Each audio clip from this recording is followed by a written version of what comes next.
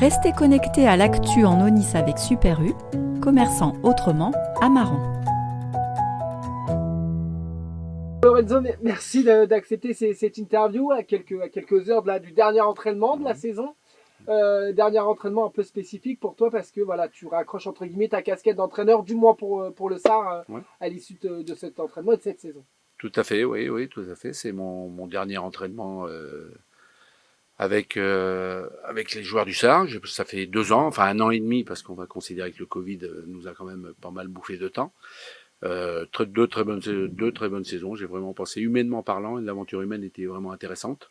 Après, bon, il y a tout, comme dans tout club de fédéral, c'est pas ni le monde professionnel, mais c'est pas non plus le monde amateur rugby loisir. Ça a été un monde de compétition, donc ça m'a vraiment bien plu. Mais je l'avais plus ou moins annoncé au mois de novembre que je voulais pas continuer la saison d'après, quel que soit le résultat. Et voilà, donc on a j'ai tenu ma parole, même si le projet du club futur m'a donné aussi à réfléchir. Voilà. Mais bon, la décision est prise. J'arrête d'entraîner à Rochefort cette année. Voilà. Alors pourquoi arrêter aujourd'hui alors que voilà, tu disais à l'instant que Hmm. peut-être que le projet du club aurait pu être intéressant pour l'année Tout prochaine. à fait, oui. Parce que je me voyais mal revenir un peu sur ma décision. J'avais quand même, avec Gérald, on avait annoncé au mois de décembre, janvier, enfin, en interne, au mois de décembre déjà, les joueurs savaient qu'on voulait pas continuer. On voulait bien finir la saison, mais bon, rien de particulier. Bon, déjà, l'âge aussi, hein, j'ai 54 ans, bientôt 55. Et puis, je m'étais donné 2 saisons. J'aurais préféré quand même que le Covid nous en mange pas la moitié d'une. Ça, c'est une certitude. Ça, c'est clair. Je pense que c'est, on veut dire, personnel. Personnel, je voulais pas continuer une saison de plus, même si Gérald avait décidé en cours de route de continuer. Moi, c'était fermé définitif. Je voulais pas continuer, mais je suis pas du tout fâché avec le club de Rochefort. Hein. Je rassure tout le monde. Voilà. Oui, là c'est aussi un moyen pour vous maintenant de vous consacrer à votre famille, à vos Ouais. petits-enfants aussi peut-être. Pas forcément. Je précise que j'arrête d'entraîner à Rochefort, mais si j'ai une autre proposition, un projet intéressant, ce qui n'est pas le cas aujourd'hui, hein, si j'ai quelque chose d'intéressant, pourquoi pas. Moi, je suis quelqu'un qui ça fait quand même quelques années, je suis sur la place. Là, j'ai fait une très bonne saison en Fédéral 2 avec vraiment des bons mecs. Je suis un peu frustré parce qu'on n'a pas eu la qualif au bout, hein, simplement. Comme je te disais tout à l'heure, il y a 2 axes à regarder. Si on se prend au mois d'août, eh ben on est très content du résultat parce qu'on s'est maintenu et on a été dans les 6, hormis les 2 derniers de la fin. Par contre, si on prend sur le fil de la saison, bien sûr, il y a un phénomène de frustration parce qu'on aurait quand même aimé faire un tour en phase finale avec les joueurs qui l'avaient amplement mérité. Ça aurait pas été un hold-up du tout, quoi. Voilà. Alors tu parles que voilà, pour le moment tu mets de côté entre parenthèses ta casquette d'entraîneur au moins en ça. Ouais. Il y a un club que tu aimerais entraîner dans les environs si le proposition y avait. Ah non, pas spécialement. J'ai pas. Moi, je suis fâché avec aucun club.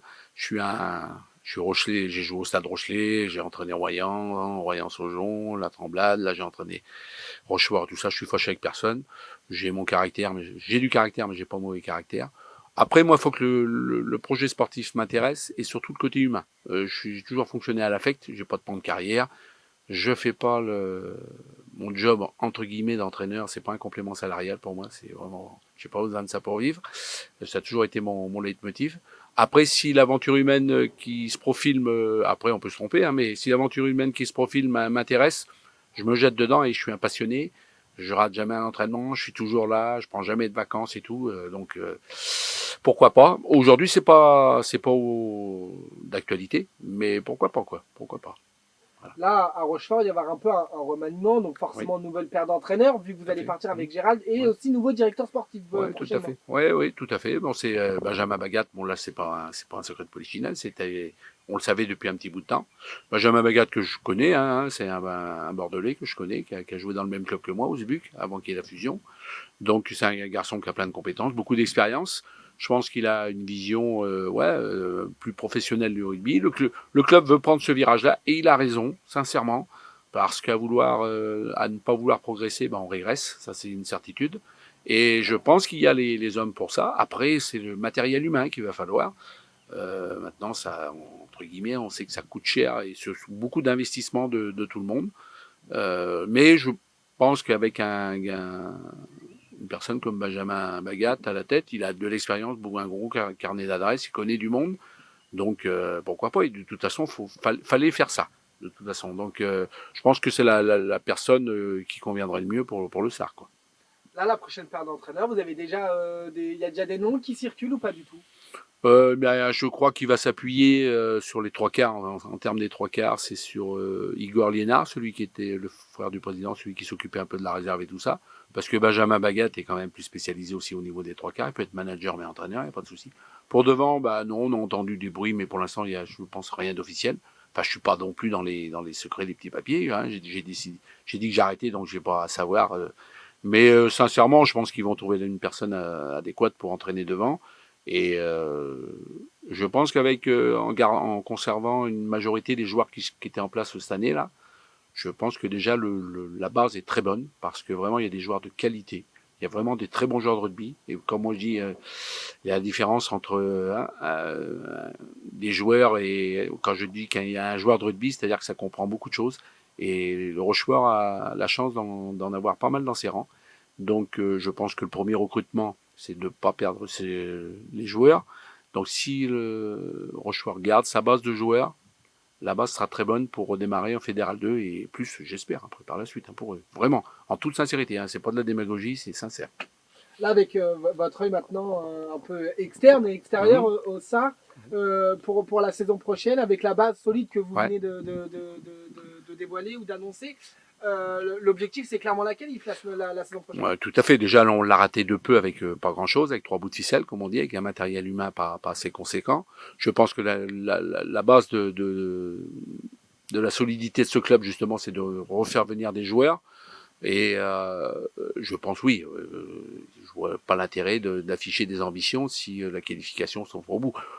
Dans une poule qui ressemblera à 2-3 éléments près celle qu'on a côtoyée cette année, avec les joueurs qu'il y a d'expérience et de qualité, oui, l'objectif il est de se qualifier au moins dans les 4 premiers. Enfin, je le pense. Là, je m'avance vis-à-vis du staff qui sera en place, mais je vois pas l'intérêt de tout changer, de vouloir évoluer si la qualification est pas au bout, quoi. Il n'y a pas de souci. Quel bilan tu tires de cette saison et des 2 dernières années que tu as passées, notamment aux côtés de Gérald? Déjà, oui, j'ai appris à découvrir et apprécier Gérald, hein, avec ses bons côtés, ses mauvais côtés, et lui aussi. Et comme ça, on s'est bien découvert. Vraiment, sincèrement, c'est un mec vraiment entier. C'est un mec en qui on peut avoir confiance. Et dans la vie, c'est déjà une grande chose. Après un bilan, sur les 2 saisons, moi la première année, j'ai pas perdu de match. Hein, on a fait 6 matchs, on a eu 6 victoires. Dans la deuxième saison, sur le 22 matchs, on en a gagné 10, on en a perdu 11. Et on a eu ce match en péréquation, donc on peut considérer que c'est du 50-50. Donc j'ai un bilan victoire-défaite très positif avec Rochefort. C'est pas, je dis pas, on dit pas ça pour se vanter, mais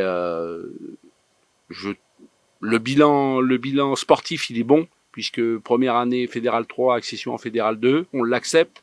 On a un gros manque de matériel humain parce que c'était compliqué après ces années Covid. Je sais que le recrutement a été compliqué. Malgré ça, on s'engage, on y va à fond, on fait un très bon début de saison, rugbystiquement parlant comme humainement, et puis jusqu'au bout, on est dans les cordes, quoi. Donc après, comme je disais tout à l'heure, il y a la frustration de ne pas se qualifier, mais le bilan est très très bon. Ça a été très usant, très fatigant, parce qu'il a fallu jongler avec l'effectif, ça c'est sûr. Ça c'est le gros point noir, il est là, c'est qu'il n'y a pas eu un week-end où on a pu avoir 22 joueurs frais en première. Il a toujours fallu jongler avec la réserve, en très bonne ambiance, très bonne entente, mais ça s'est ressenti après sur les résultats, ça c'est une certitude, et je suis pas le seul à le dire, et je pense que les présidents le savent aussi. Donc voilà. Après le bilan, moi personnellement, j'ai fait quelques clubs, le bilan il est très positif, humainement parlant, sportivement parlant, j'ai pris mon pied, et puis vraiment j'ai passé 2 très bonnes années avec Gérald Merceron, c'est un cognacier, pourtant moi je suis Rocher de naissance, on n'est pas forcément, mais c'était vraiment un très bon mec, un mec très compétent et surtout un très bon mec et un mec en qui j'ai eu vraiment confiance pendant ces 2 saisons. Ça c'est bien. Qu'est-ce qu'on peut vous souhaiter maintenant aujourd'hui, Lorenzo? Moi personnellement, j'ai un métier très prenant. Je suis apiculteur, hein, donc je suis en plein dedans. Quand le dimanche il n'y a pas de match, et ben je m'en vais sur les marchés vendre. Donc Si il y a quelque chose d'intéressant, parce que je suis un passionné moi par le rugby, s'il y a quelque chose d'intéressant qui se présente dans un club région ou même un petit peu plus loin, j'irai en réfléchissant. S'il y a rien d'intéressant, je viendrai voir jouer mes potes à Rochefort ou dans d'autres clubs, il n'y a pas de souci. Moi, le rugby, je peux pas m'en passer. C'est comme ça. J'ai 54 ans, j'ai ma première licence à 5 ans. Ça fait 49 ans que j'ai ma licence, licence de rugby. J'ai eu la chance de voyager, j'ai eu la chance de jouer à un bon niveau. Mais moi, sans le rugby, je suis orphelin.